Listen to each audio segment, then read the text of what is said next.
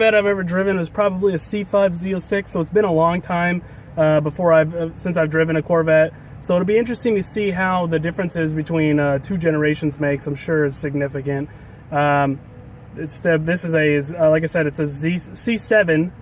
It's a convertible, non-Z06. So this actually has the 8-speed automatic in it with paddle shifters. It's got 455 horsepower with the new LT1 Corvette or the LT1 small block V8. The interior of the Corvette not Z06 Corvette C7 convertible is pretty nice. It's got these like a lot of GM this faux stitching material across here. It looks really nice. It looks realistic. It's got this stainless brushed material and the 8-speed automatic shifter. Not a ton of room in here. Like I said, it's really tight. In fact, I don't even know what you could technically use this for. Maybe just putting your phone into it and letting it charge using the 2 charge ports and the auxiliary cable. But literally, it even has this kind of sloping, kind of even giving you less room to put things in. Let's go ahead and start it and see what it sounds like. So I'll put my foot on the brake and push the engine start button. You could feel the car shake as it turns on for the first time. It's got this really nice large display with the Corvette flags displayed there. It's got your nice little toggles on and off for your audio and HVAC controls. And the digital dash display is really nice. So it has these 2 sides which are analog and the center which is digital, and it has quite a few different options on it.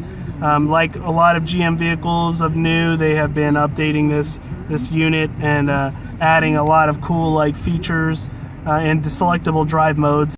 Be back here for some extra storage. You push the screen button here and it'll slide down. There's also a USB to plug in any device in that you want in there, and it adds a little bit of cubby extra storage to put whatever you want, as well as kind of just look cool as it goes up and down. The trunk space in the C7 is pretty tight. As you can imagine, with the convertible, it takes a lot of the space away for the electrics and the gears, motors, but I could fit my my tripod in here and maybe a few boxes, but not a whole lot. But that's not really why you buy this type of car. So with all these new GM cars, you don't have to put a key in. You literally just keep it in your pocket, put it in one of the drink holders, and put your foot on the brake and press the start button. This particular one is, like I said before, it's in automatic. It's got the 8-speed. I'm curious to see how this will work.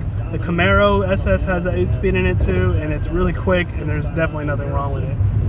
So here we go. Let's go. Now this thing feels way stiffer than the Camaro feels. Even though the Camaro is pretty stiff of a vehicle, this feels very low, very Corvette-esque, which is a good thing. I hope the sound is going to be okay with the convertible top, but it's a pretty nice day out, and why not? Let's look like we just made our dreams come true and bought a convertible and said, whatever, screw the system, we're driving a convertible. So it's pretty mellow. I mean, it doesn't hurt you to cruise in it, but jumping out of that truck that I just drove, which is the Canyon, the Silverado, this feels significantly different. It's kind of interesting to feel the way cars feel like when you jump out of one directly into another one. It's kind of a weird feeling because you kind of got used to a certain feel for even if it's 10-15 minutes. So there's a gas station right over here. Let's cruise in. It is. All right, we're back, and it's time to get going again. The car started. Go in D, drive mode. Actually, you know what? Let's go into M, which is manual mode, to use the paddle shifters. See what that's like. So this car gets a lot of attention. I think the local vagabonds were digging it. Got like an eighth of a tank for $5. So let's see.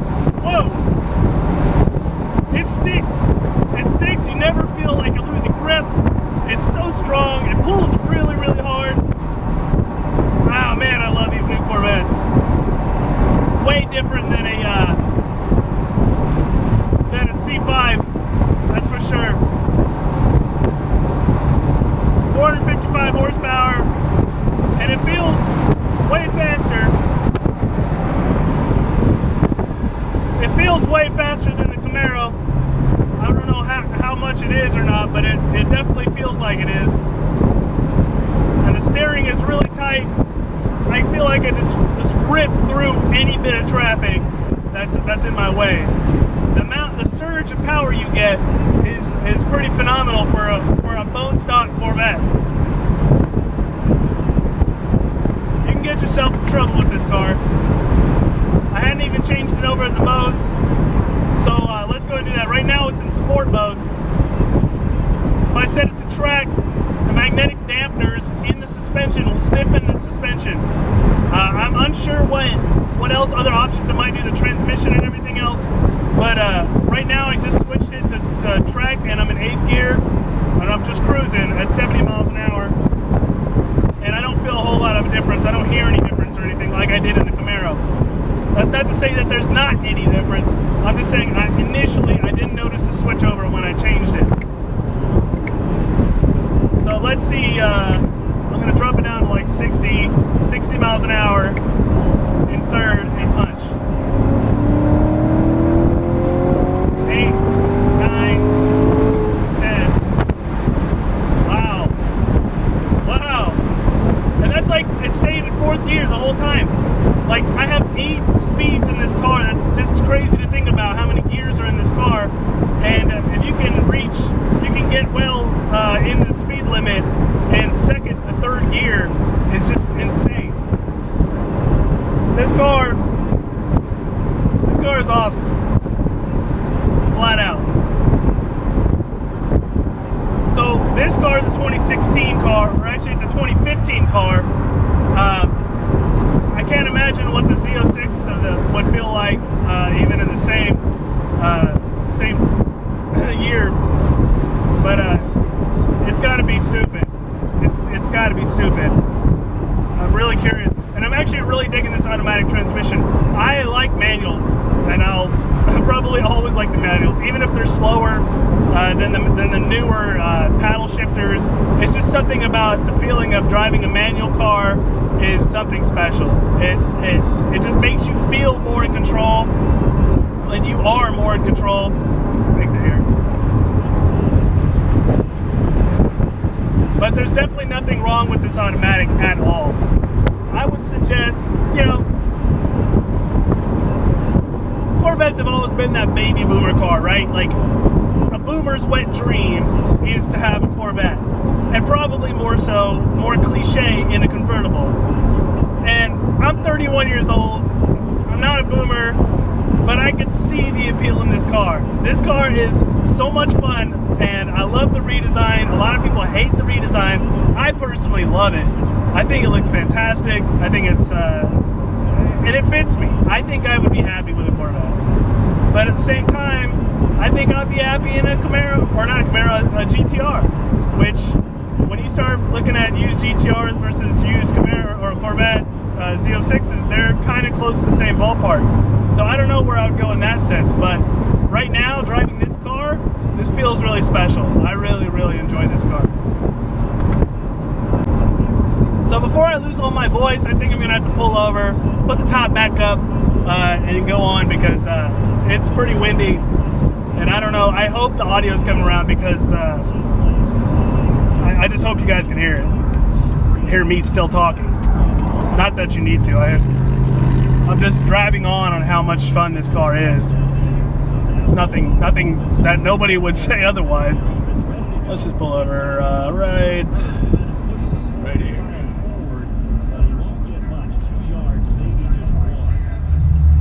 So all you have to do is put it in park, and there's just one button here next to us, and it will do the rest for you. And it looks pretty cool watching it do it. And there it is. Just a little back. Like a transformer. It'll beep. Done. It took about 45 seconds or so. Alright. Maybe now you guys can hear me better. It just feels so, you just feel so secluded in here.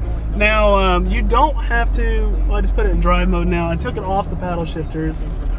Let's go down this little back road and see. I don't know where this even leads, but. So, I have it in normal drive.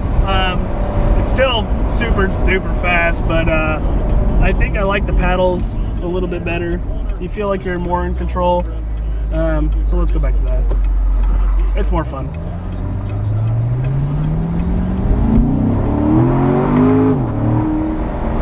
Woo!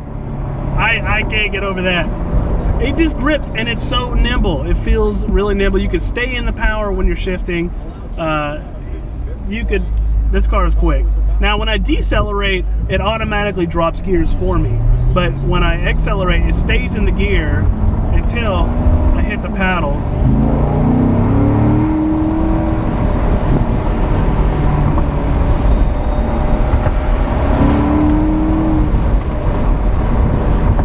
And it's mind-bogglingly fast. You don't even feel how fast it is, really. It's you just look down and realize how fast you're going, because it doesn't. You just get there so quick.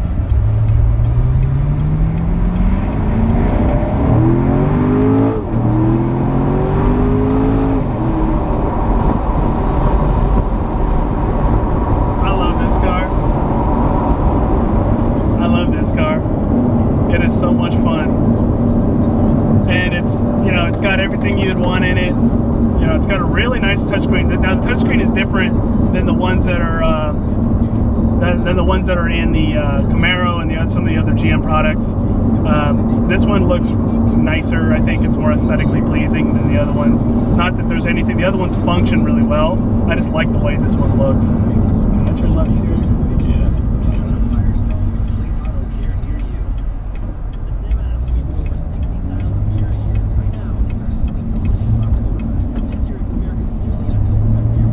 So this car is 2015, only has 8,000 miles on it. It feels like brand new, which it's damn near close to brand new.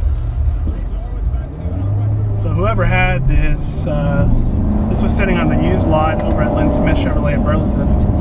Whoever had this car didn't really drive it too much. Probably a garage queen, which makes me cringe because I cannot stand when people leave their amazing cars in the garage. I get it, you want your value or whatever, but they made a ton of these cars. This is not like something super rare. It's not like, you feel like it's something that is going to increase in value. It'll drop down for a while, but once you get in drive and fun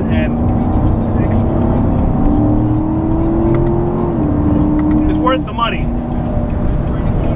And this one is really naughty. This one goes for like 55 grand, which obviously is 2 years old, but you can get a lot for your money. So this car is probably everything I want in a sports car. I personally would probably still take the hardtop. The Z06 is a different animal. I think for most people that want a Corvette, especially if you don't want like a full track car, there's nothing wrong with the Stingray at all. I would say that the ride is nicer. In fact, let's go back down to touring mode. There's five drive modes on this car: weather, eco, touring, sport, and track. Touring, I think, is going to be your every day-to-day type that you're going to want to select. It's a really nice mix between the sport and the economy mode. But man, this car is you know what though, but the only thing I like about the Z06 and now that they came out with the Grand Sport is I love those wide body panels. So it's like hard to choose for me. Would I spend the extra money to get the wide body fender flares and everything? It's a lot more money. I think a lot of people will be really happy with this body style. And this thing it's super fast. Don't think that 455 horsepower is not that fast or not that much power because there's something out with more horsepower. Just because it's got more power doesn't mean that, I guess if you want to measure it out and see who's got the biggest, that's one thing. But, for daily driving, for driving this every single day to work, this thing is stupid fast.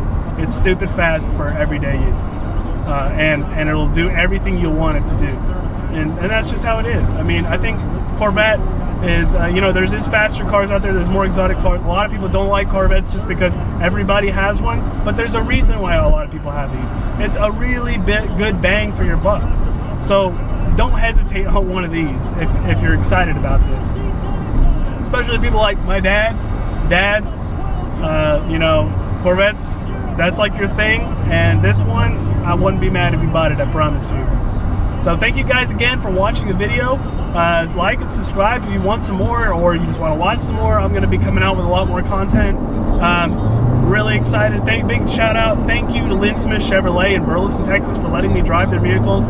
Really awesome of you guys for letting me do that. And see you guys next time for the next video.